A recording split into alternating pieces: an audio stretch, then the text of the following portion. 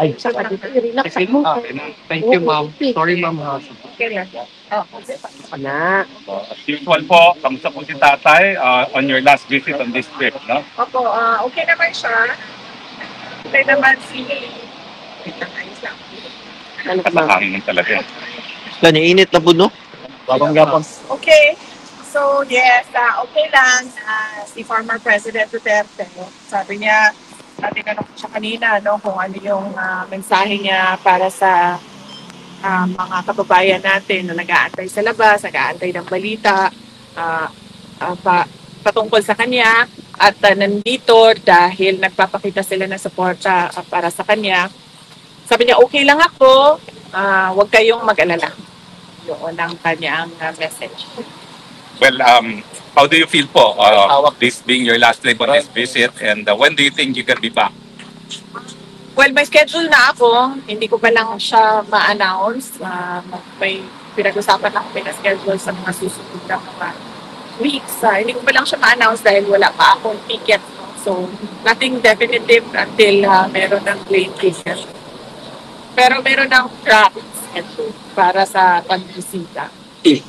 Wala pa ho siyang bilin naman sa inyo?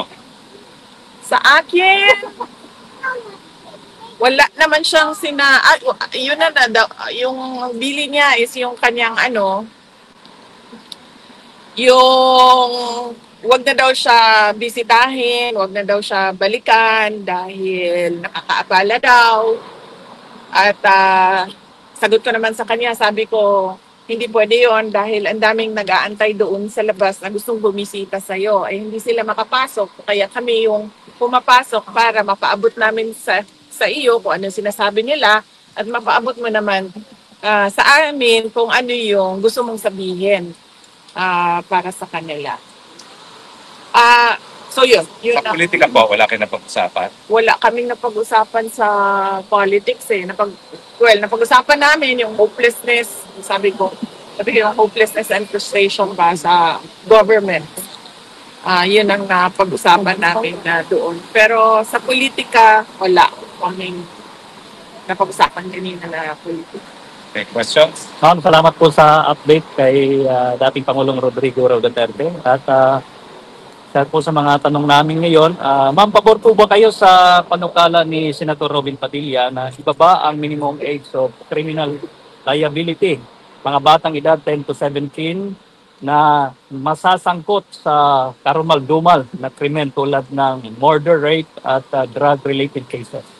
Hindi na muna ako mag-comment dahil hindi pa naman siya pinag-uusapan doon sa loob ng Senado. Kapag meron na silang mga committee hearings, we will make sure na the voice of the Office of the Vice President will participate in the committee hearings of the proposed bill of Senator Robin Padilla. Thank you, ma'am. Ma'am, sang-ayon po ba kayo sa paraan ng anunsyo ni DILG Secretary John Vic Remulla na suspension of work and classes na may halong biro? Marami po kasi mga netizens ang nagsasabing dapat seryoso at may malasakit ang ganitong mensahe, lalo na't kaligtasan po ng publiko ang nakataya. Yes. Ano ang biro? Sinasabi niya mga abangers, ganito, in the manner that it was actually put out for the public to actually read, ma'am. Sinasabi niya mga abangers, ito pong update, mga abangers, ganito ganyan. So, Sandali Hindi ko rin na-gets. Hindi ko, wala kasi ako ang hindi ko alam, hindi ko nakita, hindi ko nabasa, so mahirap mag-comment. Pero na-verify na ba na hindi siya parody account or fake news? Yung official talaga na Facebook page ng DILG, ma'am, sinasabi niya, for example, there's a class suspension sa different cities. In the manner na sinusulat niya, mga abangers, class suspension. Sandali. Official DILG account. Yes. And na-verify na ninyo. May blue checks. Sige, so official DILG account, na-verify ninyo and nagbibiro. Yes. On the manner na Hindi naman na-hack. Well, we don't know that. Di, ma'am. Kasi consistent yung sabi ng mga netizens na dapat po seryoso ang malasakit sa ganitong mga mensahe, lalo na't kaligtasan ng publiko ang nakataya. Well, unang-una, gusto ko lang malaman kung official Yes, ma'am. DILG account. At pangalawa, hindi siya na-hack. Okay, and hindi din siya fake news. Confirm yan lahat, ha? Oh. Tulad lang din yan noong sa Office of the Vice President. Merong Vice President at merong Office of the Vice President. Iba yung institusyon, iba yung tao. Yes. Okay? Kaya kami merong spokesperson for the Office of the Vice President kasi yung institusyon, meron silang mga ginagawa na trabaho, may projects, may serbisyo, at merong bosses yung Office of the Vice President. So, kapag nandun ka, makikita po, very professional yan sila. Pero pagdating naman sa Vice President, ako, yung tao, iba din yung boses ko. So, kung galing yan sa DILG official account, na sinasabi ninyo, confirmed naman na DILG official accounts, they have to be professional. Hindi ko sinasabing hindi pwede maging professional ang pero the person can express, has the freedom of expression. An institution does not have the freedom of expression. Kasi ma'am, yung mga kababayan natin, they are a little bit surprised yung manner ng ng approach sa pag-disseminate ng information kasi parang ginagawang joke or in a joking way. So, thank you for your comment, Ricky. Oh. Thank you, ma'am. Last na lang po. Ma'am, ano po ang... Ay, sorry. Question lang po, kasi kahapon, nababantay balita ko po sa inyo yung pagkinay ng pag-arts sa motion of Pastor Apollo Dubai na ibalita niyo po ba PRT at ano po ang Hindi, sorry. Hindi namin napag-usapan yung balita na yan na hindi ko napaabot sa kanya yan ngayon. Thank you, ma'am. Ma'am, ano po yung ang reaction niyo sa inilabas ng safety alert ng Ministry of Education ng China kaugnay sa pag-aaral ng kanilang mga estudyante sa Pilipinas kung saan binanggit ang umano'y tumataas na banta sa seguridad at insidente ng harassment sa mga Chinese national? Oh, well, karapat-dapat lang mag-issue sila no, dahil may obligasyon yung state to protect its citizens wherever they may be found, sa labas man ng China o sa loob ng China. So, kung merong mga ganun na pangyayari na nadidelikado yung buhay nila or merong harassment, merong threats na nangyayari, ay dapat bigyan nila ng sapat na warning yung kanilang mga citizens para sila naman ay makapaghanda or meron silang magagawa para sa proteksyon ng sarili nila. Thank you, ma'am. Vivi, do you have a comment? Kasi sinabi ng Senate mismo, ni Senator Gatchalian, I think, he said that the Senate will convene as a high impeachment court on the 4th of August to hear out the impeachment complaint against. Do you have a comment with respect to this? Kasi this is exactly 1 week after the SONA ng Pangulong Bongbong Marcos. Hindi na muna ako mag-comment about sa impeachment kasi merong spokesperson for the impeachment topics. Ito yun si Atty. Michael Poma. So, if you can find time to reach out to him to ask him questions about the impeachment, then he would gladly answer questions about the impeachment. Thank you, Vivi. VP, do you have any expectation na sana i-bring up ni President Trump kay Presidente Marcos Jr. ang issue ng ICC and about former President Duterte? Wala akong expectation. Wala akong expectation na i-bring up niya doon anything favorable to former President Rodrigo Duterte. Likely, i-bring up niya doon, pero ang kanyang sasabihin ay things that are unfavorable to President. Because he will really defend what they did to the former president. No, I meant on the part of President Trump. President Trump to President Marcos? Mayroon ba silang meeting? Nandun na daw Wala pa po kayo. sa special. Wala pa po according to the official schedule. Wala pa po according to the official schedule for the day. Wala. So, Comment ulit. Yes, Any questions? Pipi. Madam, congratulations po sa disaster response ng OVP. Napakaganda, positive po yung mga comments ng netizen patungkol po sa inyong disaster response. Paano niyo po ba tutulungan yung Office of the Vice President pagdating dito samantalang matagal na po kayo nandito, ma'am? paano nauutosan yung mga tao doon? Operation. Paano niyo po sila na Nagbigyan ng commands? Okay. Well, unang-una kasi, ang Disaster Operations Center, nung tayo ay pumasok sa Office of the Vice President, in-institutionalize na natin siya. Kasi nakita namin, isa ito sa mga pinakamaraming requests na dinadala ng mga taong bayan na sa Office of the Vice President. Yung tulong kapag merong kalamidad.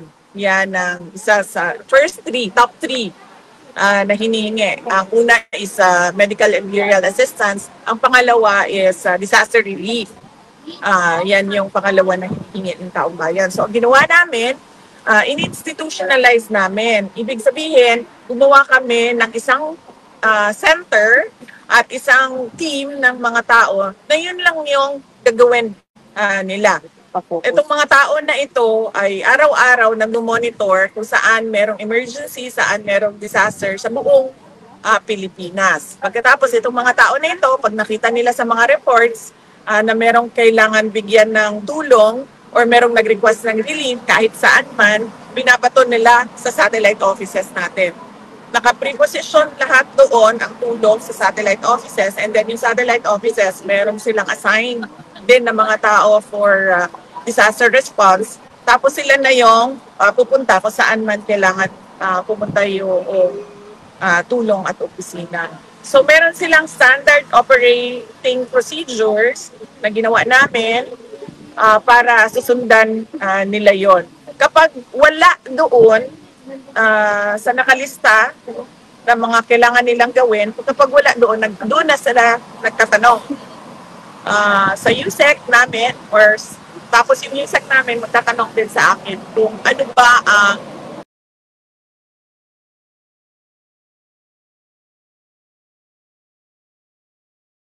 isang araw or kahapon ba yon kung saan lumabas yung mga bus na tumulong sa mga na stranded sa mga ruta nila.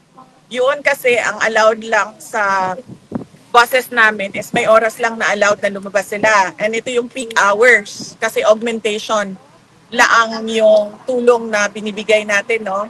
Nag-augment tayo sa peak hours ng mga taong nagpabiyahe. Kahapon, sobrang dami no mga humihingi ng tulong ng mga stranded. Nagpaalam sila sa akin kung pwede ilabas yung mga bus. And then sabi ko sa kanila, oo, pwede ilabas yung mga bus dahil emergency na yan. At hindi na natin kailangan magpaalam pa na lalabas yung bus natin, labas doon sa peak hours na allowed mag-fly yung buses. So, ganun yung in-institutionalize namin, tapos merong standard operation procedures. Kung wala doon, nagtatanong sila at nagbibigay ng commander, sagot sa Comment lang po, ma'am, sa mga comment ng netizens na mabuti pa daw po yung OVP as nararamdaman nila sa mga kanyang disasters. Yung pong EDCA sites na sinasabi nilang yun ang isa sa mga purpose, di raw nila nararamdaman. Unang-una, kailangan siguro natin tanongin, no, kung totoo ba talaga na yung mga EDCA sites ay gagamitin for disaster preparedness and disaster response, o sinabi lang yun para lang may masabi patungkol sa EDCA sites. Just to piggyback real quick, Baby, kasi sinabi ni DND Secretary Gimo Chodoro that we should ask the US to use these EDCA sites para po ma-facilitate yung relief operations. What's your reaction to this particular statement?